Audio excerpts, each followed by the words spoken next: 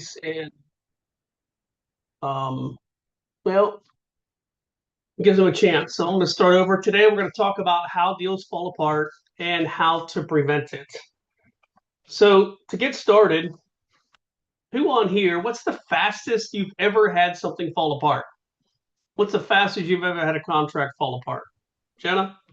Well, technically, when you don't get due diligence and whatnot, you can, you know, it'll fall apart before it gets started. So you accept the offer, everybody signs everything because now we have a fully executed contract, and then it falls apart, right? What's the fastest you've had one fall apart?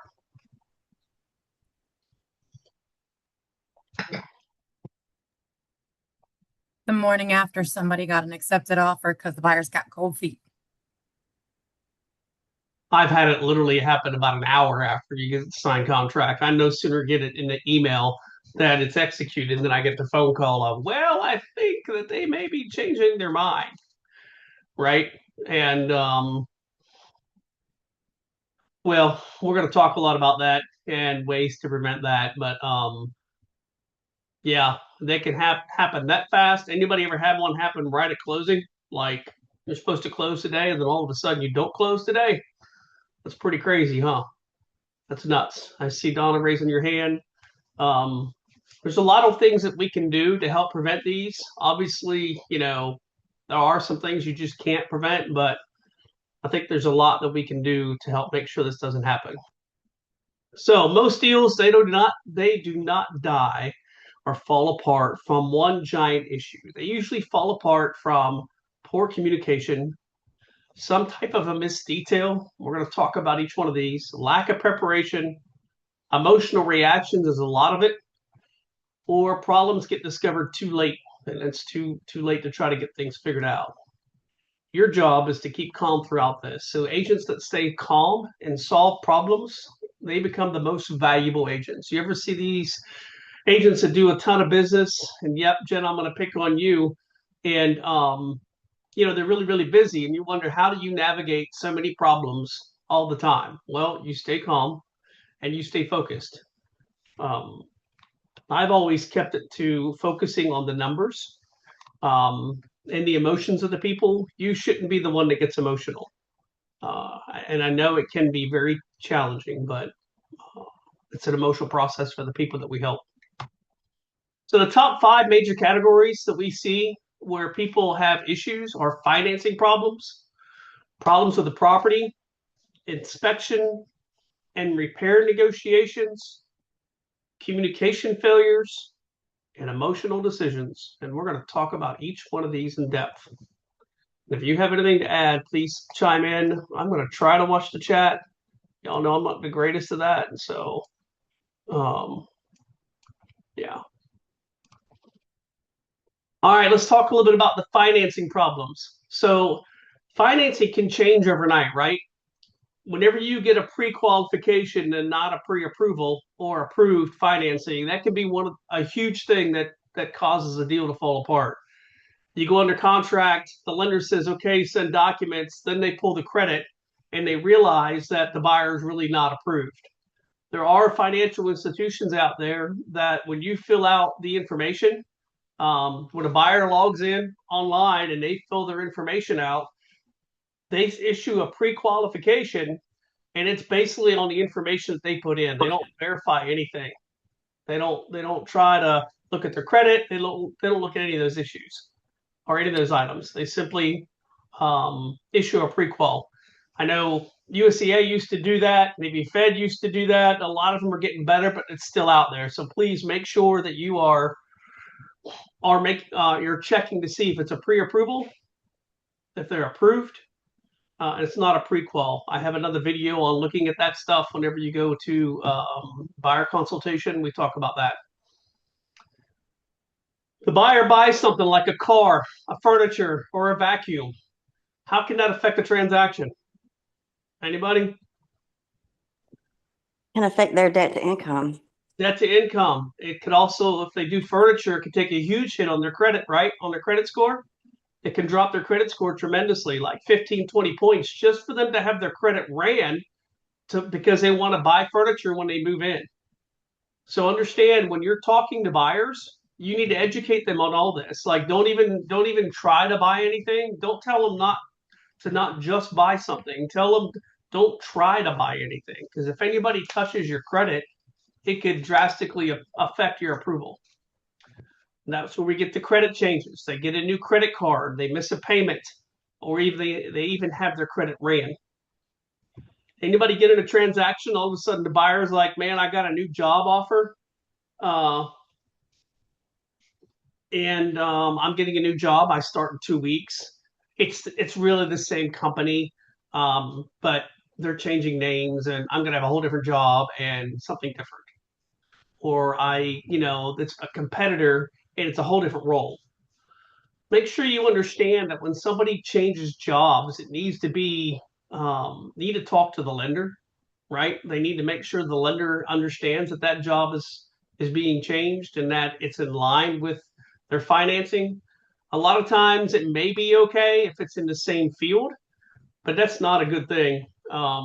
They're probably going to need some sort of an employment letter to show that they're going to be what their pay is going to be and it's a long-term job and that kind of thing. Their debt to income issues, right? If they haven't ran their information, meaning they pulled their credit and looked at their bills, their debt to income could be too high. Or the lender didn't check it, or they took out and bought something else and now it's higher. So that can become a problem. Undisclosed debts. They say that I don't owe anything else, I don't owe the IRS. And then they go and run, when they do a fraud report, the lender runs a fraud report or some other report, and they find that they have other debts that they didn't talk about. Like maybe they financed a car for a family member, but they didn't put it on there because it's not their car and they forgot all about it. That happens a lot. Credit card charges. They decide they're going to go buy a bunch of stuff and just put it on the credit card. That'll affect the debt to income. It can be huge. They pay off a bill that they didn't need to pay off. So when a lender pre-approves you, they just did like the house. Yes, now I remember. When a lender pre-approves the buyer, right? And the tenants got out. What they do, somebody, I need to mute somebody. There's one. Here we go.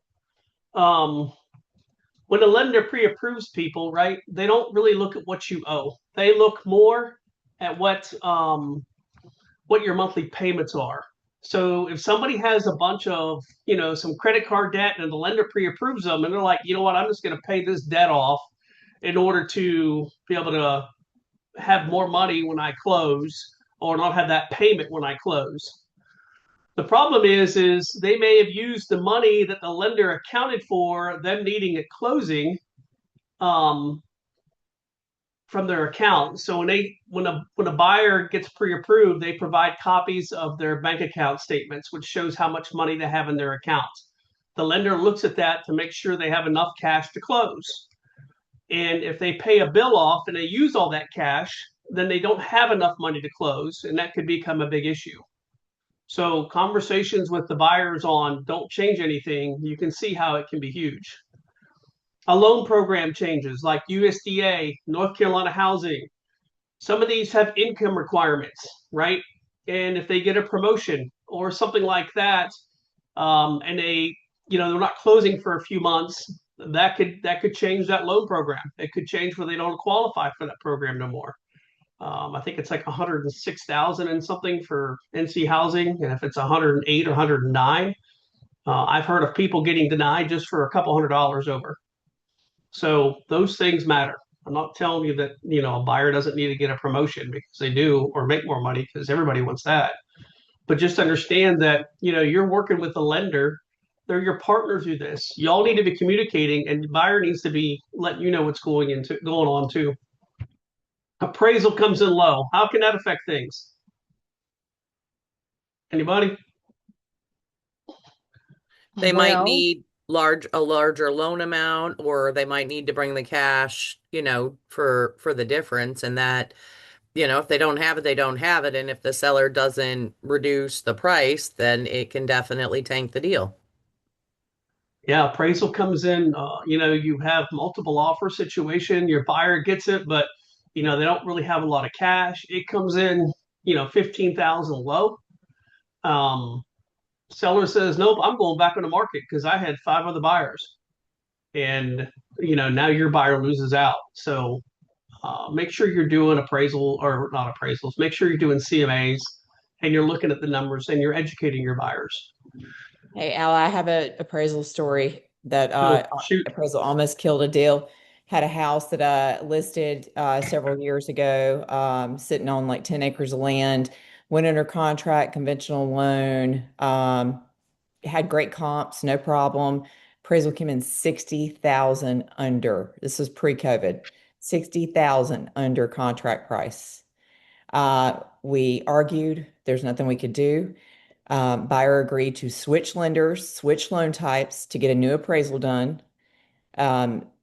We ended up getting a new appraisal. Appraisal came in 5,000 over the list price. That's crazy. Second appraisal, 2 appraisals, less than 30 days. Sometimes it's the appraiser, and sometimes you just have to pivot and figure out a creative way. And luckily, the buyer's agent and the buyer wanted it bad enough, and my sellers were willing to hold out and see if we can make it work, and we did make it work. So that's nuts. And yeah. We talk about that all the time about I can send 5 different appraisers out there and I'm going to get 5 different opinions of value. I haven't heard one coming in that far apart. That's 65,000. Dang. It was insane. Insane. I was blown away. Yeah. There's ways around that, right? When you all run into these problems, please come see us because we can help get through this. A lot of us have experienced this in the past, and we know ways around these things. So please come see us.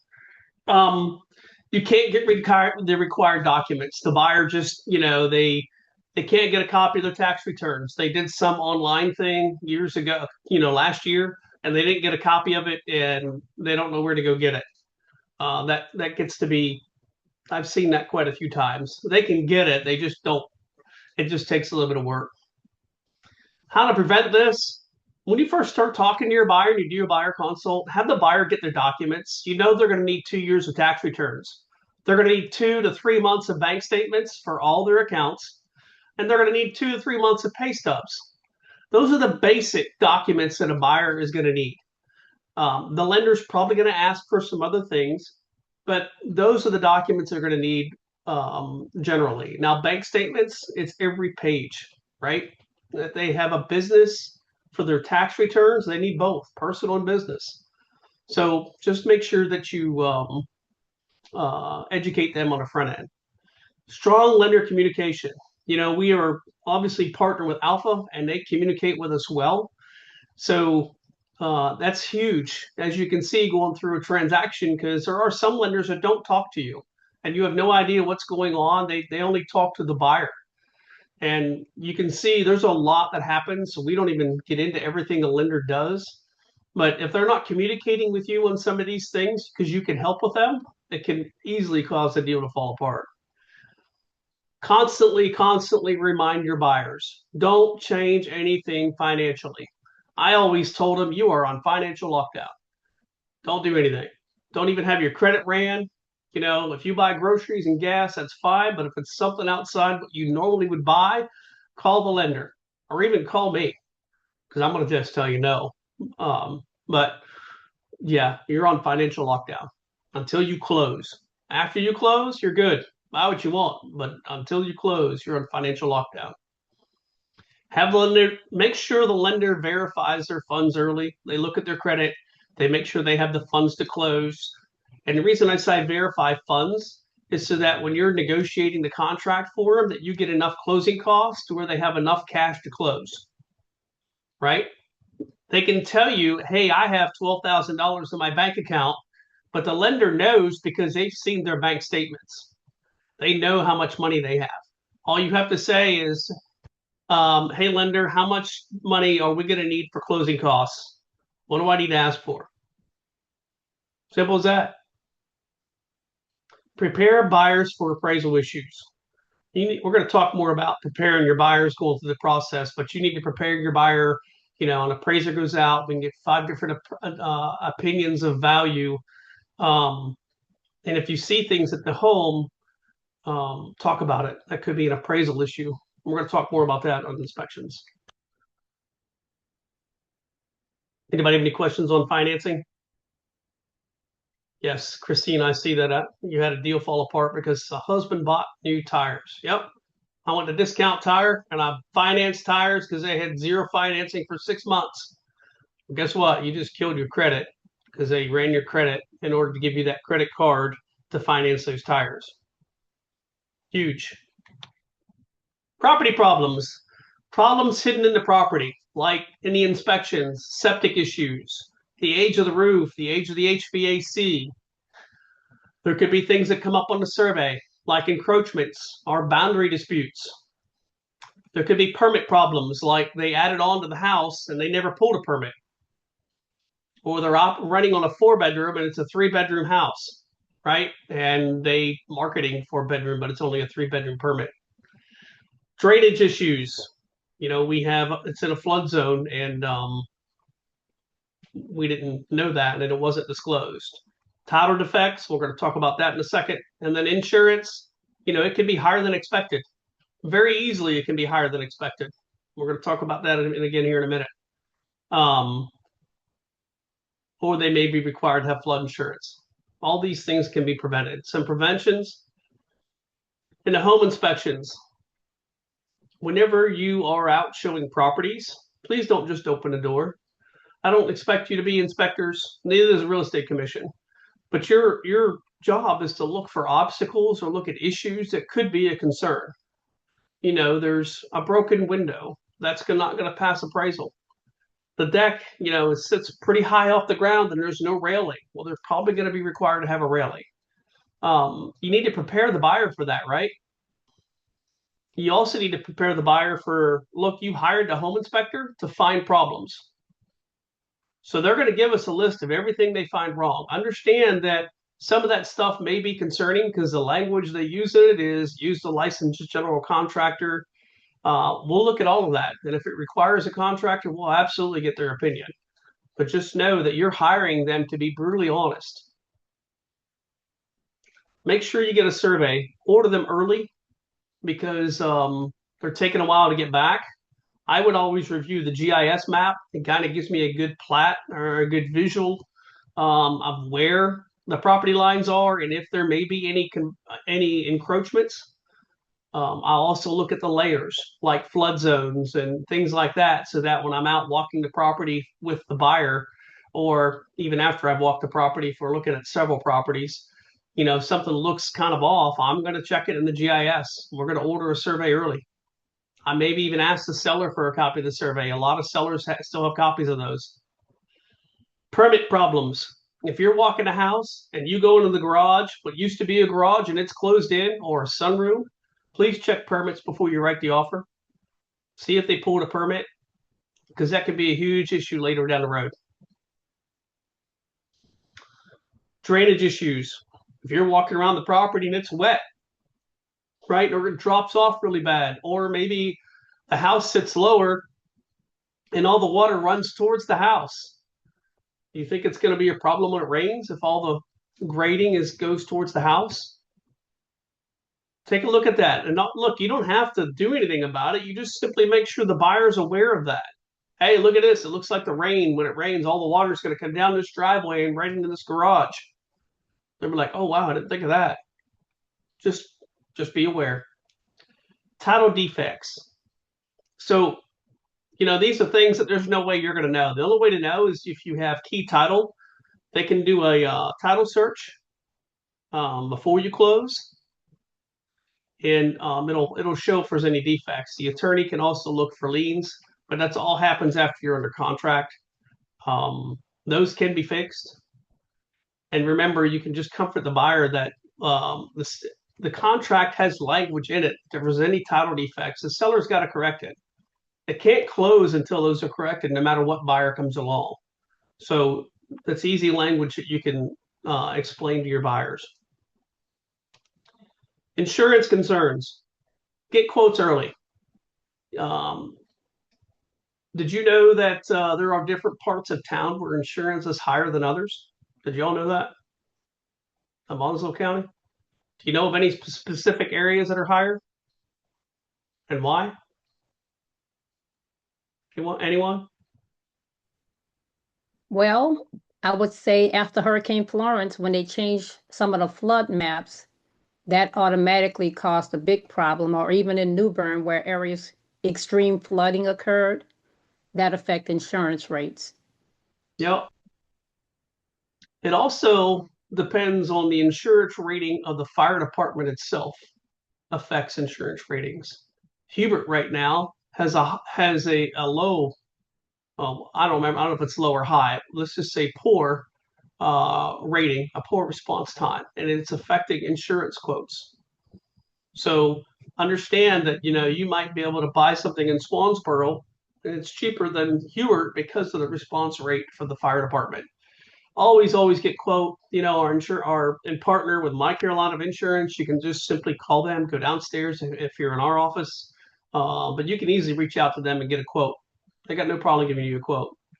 If you have any concerns at all when you're walking these properties, right, you think there's going to be a problem later, suggest to offer EMD, right? If there are any major concerns, don't do DD. If the seller is requiring DD, you need to come see us so that we can help navigate you through this. There's ways that we can do it to where you're protected and your buyer's protected, but you got to come see us because if there's any concerns at all, your job is to protect the buyer, and the best way is just to do EMD so that you can get a professional out there to further investigate and figure out, is there actually a problem? Is it going to be an issue, and is your buyer going to be okay with it? Al, can I hop in? Absolutely, please do. We actually just recently had a live training down in Topsail Beach on spotting red flags on an old home that was on the cigarette piling. Christina, So, yeah, I meant to yeah, come that, yeah. it was great. And that's the thing about very specific competency too, just because it's across the bridge, just make sure you know what you're looking for. And, if you're walking through a home that's got an enclosed downstairs, ground floor rather space, and there's no breakaway walls, there's no vents, things like that.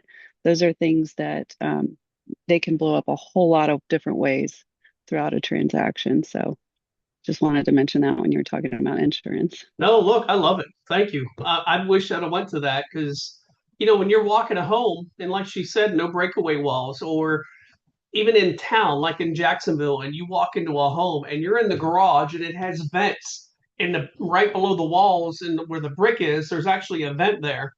That means that house is in a flood zone.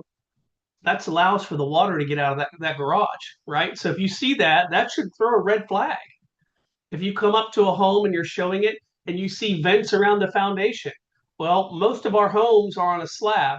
If you see vents around the foundation, that's a crawl space, and there could be other issues underneath there that we don't know, or the buyer may have a concern with a crawl space. They may not want to live in a place with a crawl space because it's more maintenance. So this is what we mean by being aware of these things. If you see the HVAC system is on a pedestal, it's not on the ground, it's on like a little mini deck, that normally means that's the flood line, right? That's the flood line for that area. So the house is going to be required to have flood insurance. Or you could be on a pedestal if it's, got a lot of slope or drainage because, Sure. Usually they're just on a lower pedestal just to keep it flat because we all know we've seen on inspection reports where that cement slab gets cracked or what have you. So, and then one other thing for the Bics that are on the call, I also was at the house that Carrie went to, and it was super useful because so many things, because Christina and I sell so many things on base. She walked the house, I walked the house, and then we kind of had our lists, and we were, basically challenging the other agents to, what red flags are you spotting? So brokers in charge, when you see, we'll say cream puffs that could be good learning experiences. I think we had 8 or 10 agents that actually came. I think they really got a lot of practical. Like to me, that's like being an intern in, as a doctor in the ER room because there were so many good learning things to teach that you could physically show. So, I just keep track of my listings. I don't go through everybody's listings. Well, I mean, I kind of do looking at the hot sheet, but like if you have an agent brokers in charge that come to you and say, "Hey, I want to list this house, but it's got a lot of red flags." Encourage them to take it, but then, have the plan built around so that, you can do some educating because I got a lot out of it just seeing it. So, Yep. Great FYI. point.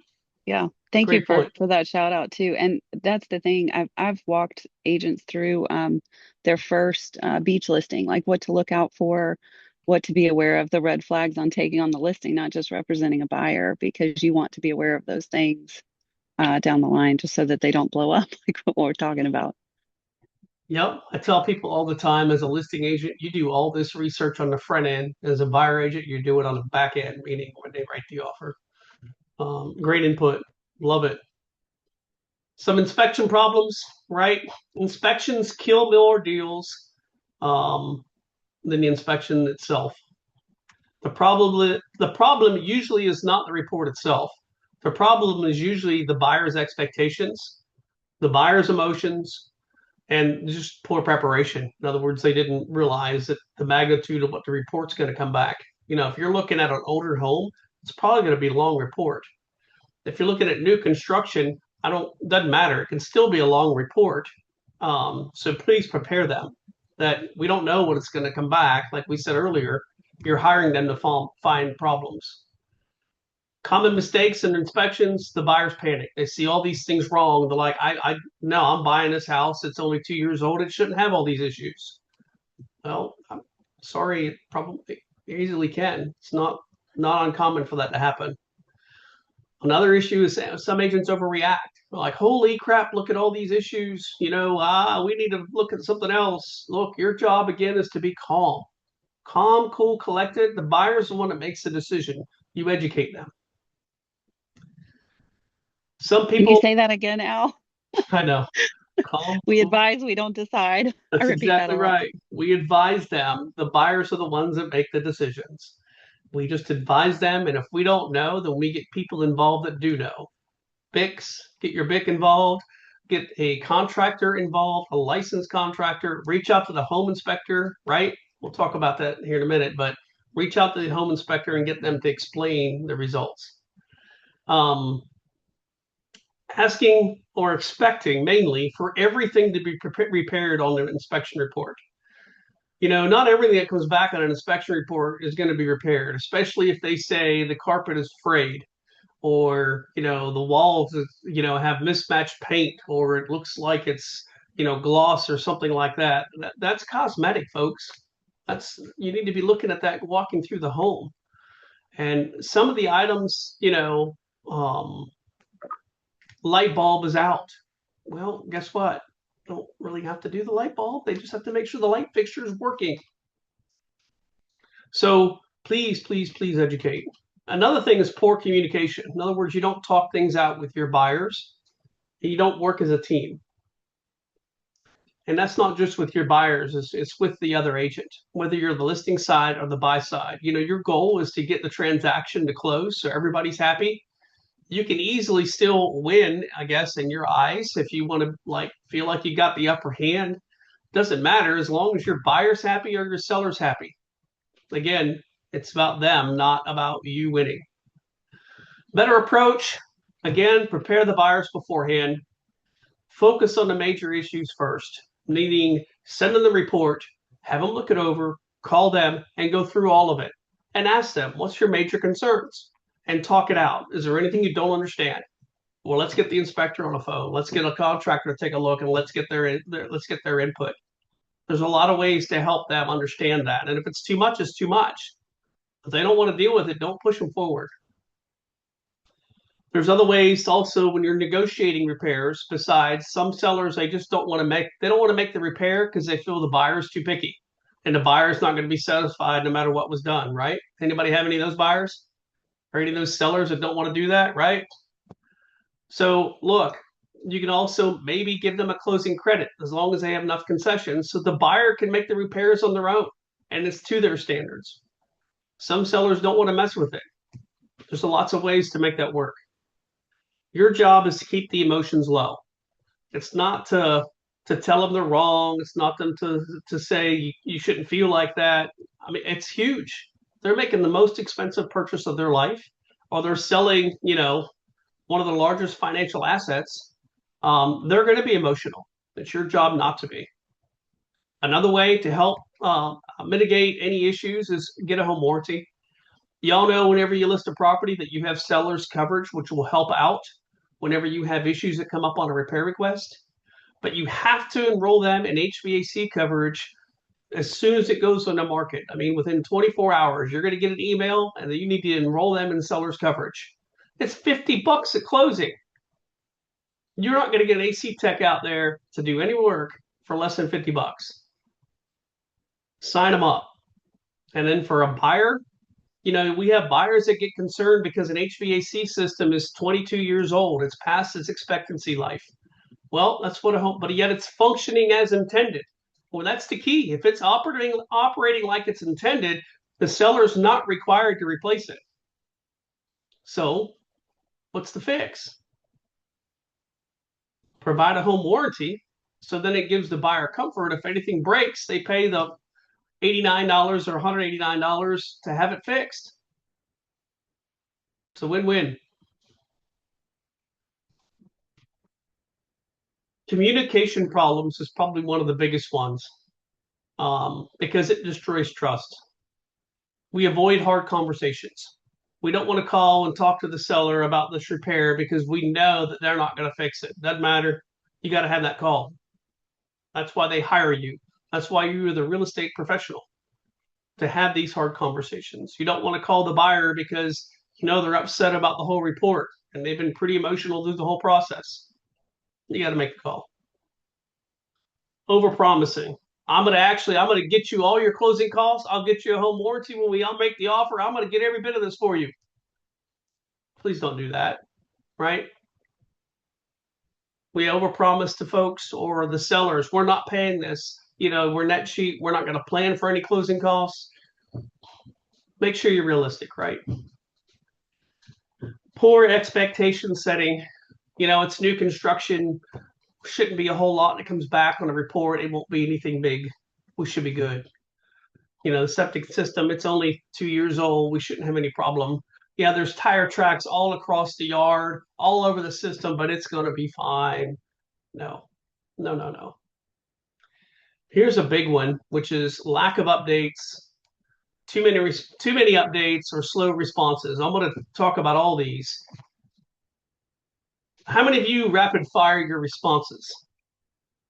What I mean by that is you get a message, and as soon as you get a communication from somebody, you feel the other person needs to know, like right now. Anybody do that? And there's a lot of agents that do that, right? As soon as you hear something, you got to tell the buyer. You didn't do any investigating. You didn't ask any questions. You just simply tell them. And then all of a sudden, you get another text that says, wait a minute, that wasn't quite right. It's this. And then you tell the buyer. Then you get another message that says, wait a minute, we were wrong on both of those. This is actually what's happening. Okay, I'm going to ask you that when you get these messages, I want you to think about it. You need to think through what they're saying. And you need to make sure that when you're communicating this on to whoever you're working with, whether it's a buyer or a seller, that you have a solution and that you're not just translating. Thank you, Carrie. You're more than just a translator. You're not just the Ma Bell, meaning it comes to me and I'm going to pass on the information. Okay. You need to be the one that asks the questions. Why is this changing? Why do we have to delay closing? Why aren't they going to want to make these repairs? Right. Another one is slow responses. What I mean by that is you get a response and you don't communicate until tomorrow. And your buyer's like, they're waiting because they know their due diligence is up Wednesday. To you, it's not a big deal because we got time. To them, they have no clue. All they know is it has to be Wednesday and they're going to lose their money, right? So you have to keep them updated. You have to make sure they understand. So there's a balance there, right? We got to keep them updated, but we can't tell them everything as it happens. That's your job. Your job is to be the in-between and to communicate things as you get them. If you have nothing, right? And what I mean by as you get them is as you get valuable information to convey to the other party, that you've asked the right questions. If you have nothing at the end of the day, then just simply say, hey, I don't have a response yet. I'll check again in the morning. A lot of times, the folks you work with, all they want to know is that you didn't forget about them. They know you're busy, right? They know that you got a lot going on. Silence creates anxiety. Clients will usually assume the worst when communication stops. And when you respond to them, at least they know that you haven't forgot. That means more than anything. Hey, look, I'm still waiting for a response, right? You're right. If clients reach out to you first, you got a problem. They should not be reaching out to you asking you, hey, where are we at? Do you have an update? You should be picking up on the cadence, right? The frequency of what you're responding to them, and they're responding back. If they're always asking you, you need to step up your cadence. You need to respond a lot sooner and be ahead of that, because they're not going to be happy at the end if they have to keep asking you questions. You should be ahead of that all the time.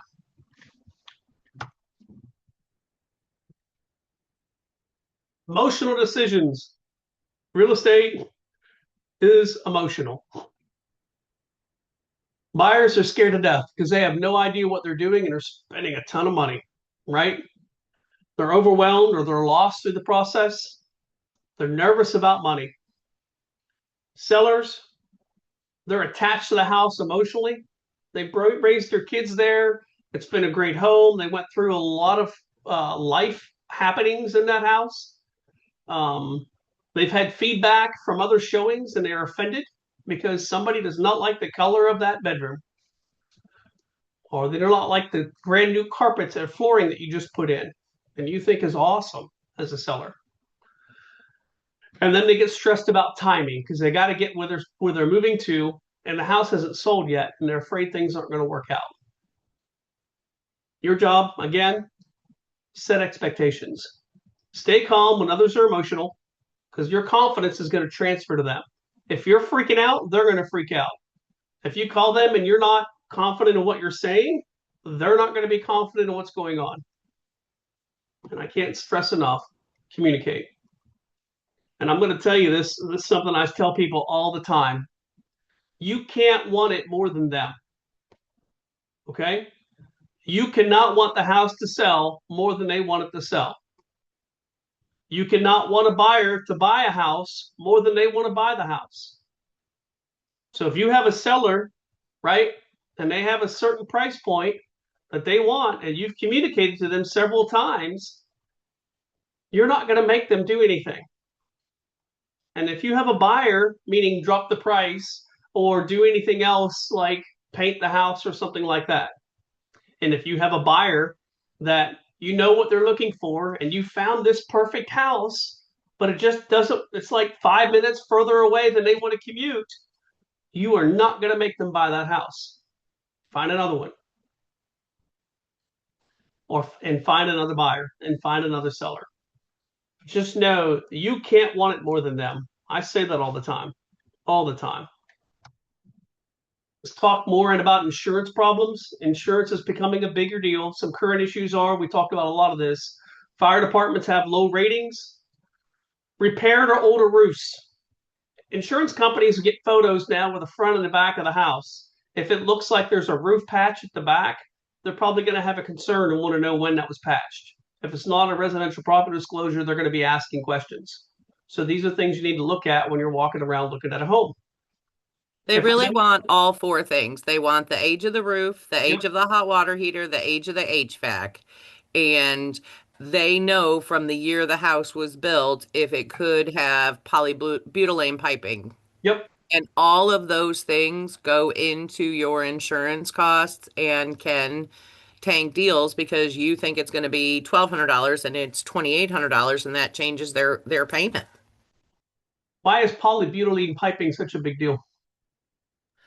I don't know. I just work here. Well, let me help you. So polybutylene piping is like a plastic piping that they put in homes back in the 80s. And what happens is over time, it gets brittle. And what I mean by brittle is you actually just move it a little bit and it busts. And then it springs a leak and floods the house. I know because I have it in one of my homes. I was working on a dishwasher out of the sink and I tapped it and it snapped the line and water just starts gushing all over the place. Right? And that's That how was we. exciting. I hope you had a towel. I did. Actually my tenant was there. They were stuffing towels and I sprinted outside. Yes, I did run. I sprinted outside to shut the water main off, which we contained it pretty good. But yes, another one is pinholes. The same house, we had a pinhole that happened underneath the bathroom cabinet, and it started soaking the floor around the cabinet and getting soft. So, Yeah, the problem with those is that you don't realize that it's that's right. happening until there's so much That's right. damage. It's terrible. Yeah. Knock on wood, man. I talking about it. I need to have that whole house done. But And the anyway, reason that I bring that up too is that because some people will say, well, we have brass fittings, so everything's fine now. yeah, Well, not really. yep, that's right. It's not. It's not about the fittings. It's about because all this happened where there are no fittings, no nothing. It's in the middle of the pipe. If there's any prior insurance claims and they didn't say it, disclose it, that could cause it. The house is in a flood zone. Manufactured homes tend to have higher rates, higher interest rates, and higher insurance rates. If the house is in some on the coast, meaning um, like on the beach, and y'all know that anything within 30 miles of the coast is required to have wind and hail. There's two types of insurance. Well, there's more than two, but basic around here, you have hazard, which if the house burns down, and then you have wind and hail to cover for a hurricane. And then we also have flood insurance for any water that comes up. So when you think about these three types, hazard is for anything fire, anything that happens inside the house. Wind and hail, anything that comes from up top, meaning wind that blows anything around. Flood, any water that comes from the ground up. So anything the ground up is flood, top down is wind and hail. Everything in the middle, that's your hazard. That's the types of insurance that we normally see around here. Again, high premiums, rates are going up. Y'all know there's some changes coming in June for investment properties. There's a 5% increase this year, 5% increase next year. From the rate changes last year, some companies are actually implementing those this year in June. Others already have. So you might want to ask those questions whenever they're getting a quote if they have a future increase coming, because it may not be now and they may be closing in July. The rate changes in June. Insurance isn't locked in until a few days before closing, and they probably didn't issue the policy yet. So make sure that you ask the insurance company, do you have any future rate changes? Because that could easily cause problems. Again, some prevention, talk about insurance early, encourage early quotes, verify the flood zones and requirements. It helps avoid surprises late in the due diligence period. So basically, how to prevent problems. Prevention is damage control. Do as much research as you can up front. Do your consultations, right? Do a buyer consultation. Sit down, talk about the buyer, get to know their goals. Same with the pre-listing. Talk to the seller. Go out and look at the house. Don't just take numbers out, sit with them, list a home, and get photos. Walk the property. Look for issues that may come up. Set expectations up front. Financing, you're on financial lockdown. Inspections, they're going to find everything wrong. It's going to be scary as shit, right?